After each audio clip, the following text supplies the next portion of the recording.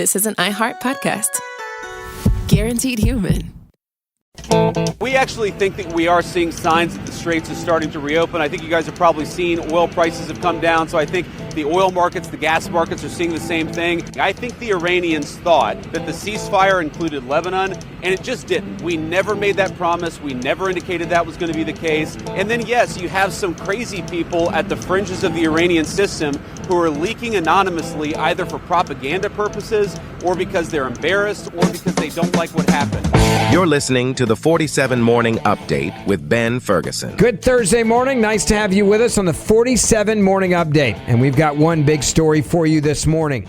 Democrats are now saying exactly what they're going to do if they regain control of the House and the Senate. They're now saying if you give them power, not only are they going to impeach and run Donald Trump out of office, but they're also going to impeach the Vice President, J.D. Vance. So who would be in charge? Because they also say they want to target the Speaker of the House. I've got all the details. It's a 47 Morning Update, and it starts right now. Story number one. If you want to know what Democrats are going to do if they get control of the House and the Senate, well, they're now literally campaigning off of their agenda item.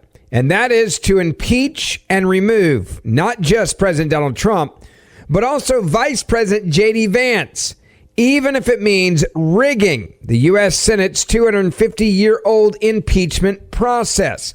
How do we know that? Well, a far-left Democrat, a guy by the name of George Conway, has explained it all in a new interview, and here is what he said. And I do think we're going to have also a Democratic Senate. And I don't know whether it'll be 52, 53, 54, maybe even more. And when you have control of the Senate in that way, you can set the rules. And the rules this time should provide for a real trial, not these show arguments, these statements on the floor by managers where they're just politicians giving speeches, but where you put on live witnesses and you can show that they're lying and you can show how they're being deceived. And they have to answer the questions, and the Chief Justice of the United States will direct them to answer questions. A trial, a real trial. That's what the framers of the Constitution meant. And that will be, I think, an education for the American people who will be suffering from all of the deleterious effects of Trump's chaotic policies and his psychotic policies. Frankly, he's now just out of his mind. And at that point, the trial will show people that this is not the way government is supposed to operate. This is corrupt, lying. A good trial presentation is going to basically, I think, flip enough Republicans who will be exhausted by this and who will want to rescue their party, if it can be rescued. And then give them J.D. Vance. But J.D. Vance, look, I mean, J.D. Vance is subject to impeachable offense. He may be impeached too and removed. That's also possible. But also it will have, even if he is not, it will have a chilling or an effect on everybody else who comes after that. You can't do this. You have to obey the law. You have to obey the Constitution. You have to obey your duties and your oath.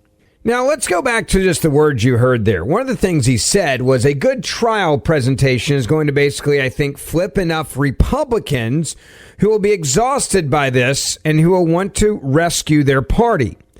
In other words, he's looking for the neocons. He's looking for the rhinos, Republicans in name only. And then he added this. J.D. Vance is subject to impeachable offenses. He may be impeached too and removed. That's also possible. This is now the Democratic Party's playbook. And after admitting that they would violate the 250-year constitutional norm of the impeachment process, the Democratic Party is literally saying, and we need to reassert those norms that we used to accept and take for granted. And if we don't do that, there's no one else to do it. If Congress can't do it, nobody can. Now, this is the playbook for the Democratic Party of the midterm elections. If they gain the House and Senate, they're saying, to hell with the Constitution. To hell with America. We are going to go after and throw out of office every person we don't like. We're going to go after the president. We're going to go after the vice president. And we'll go after anybody else that we can. Now, understand, this is the reason why you should believe this is because this is all a piece of the Never Trump plan in general. Remember, the Never Trump plan has been to bankrupt President Trump, bankrupt his family members, overturn Trump's election. That doesn't work. Then we jail Donald Trump. Don't forget he's got a mugshot. And then jail the Trump family as well. And then we act like we're just going to go back to normal life. No, this is the Democratic Party now. This is the new norm. Now, when all of that didn't work, what came next? Assassinate the President of the United States of America. They tried that as well. Never forget, the president was, in fact, shot in the ear.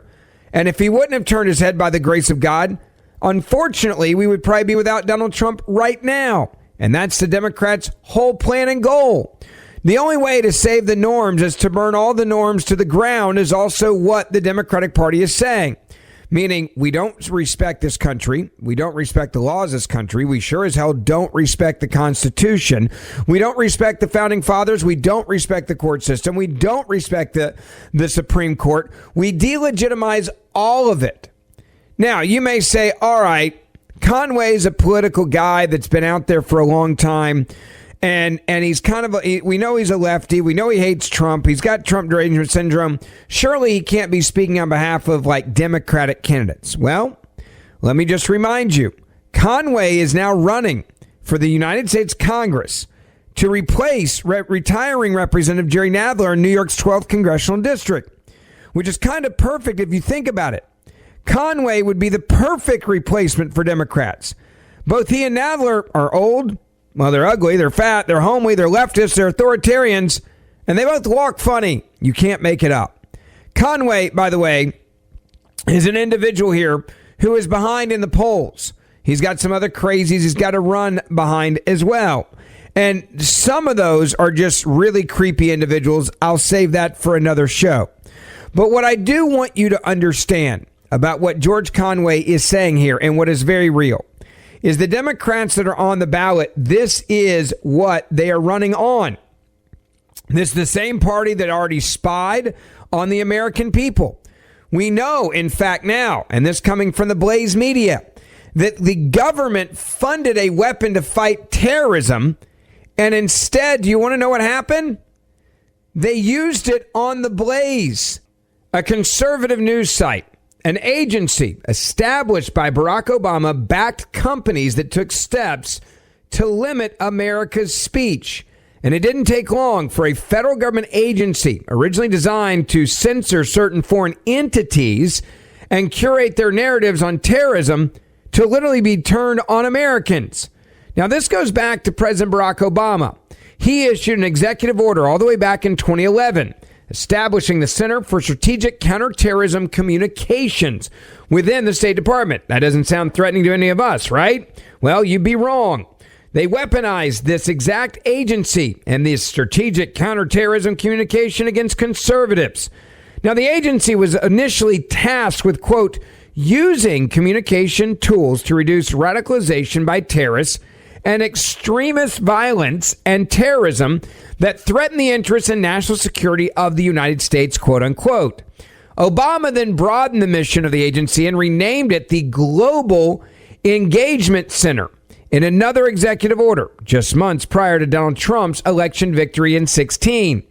Now, the Global Engagement Center, overseen by a steering committee of deep state officials, codified into law in the 2017 National Defense Authorization Act, and afforded both grant-making authority and the ability to, quote, leverage expertise from outside the federal government. Eventually became, as one former intelligence source said, an incubator for the domestic disinformation complex, quote unquote. Well, in the final days of the first Trump presidency, we're now learning that the deep state and its censorship contractors, desperate to control the narrative about the 2020 presidential election and the COVID-19 virus, turned this disinformation complex on conservative site Blaze Media in a, quote, proof of concept test is what they claimed it was.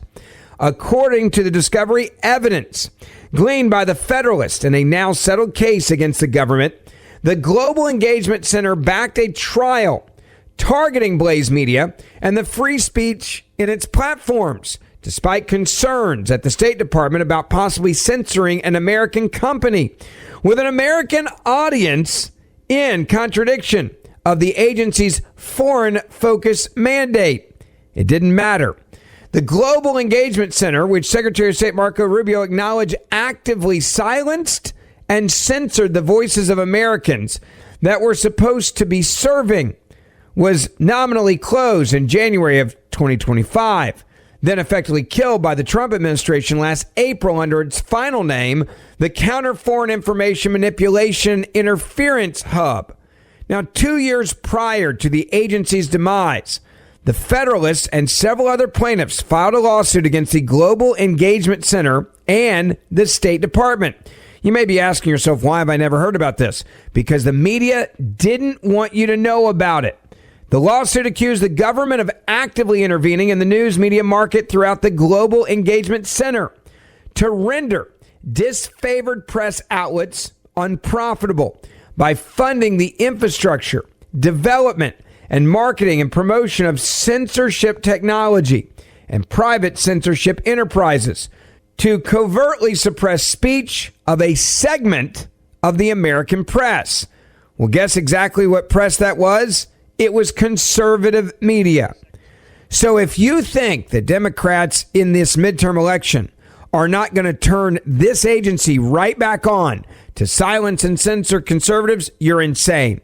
And if you think the Democratic Party isn't going to go AWOL and destroy America's Constitution right away if they get power, you're also wrong.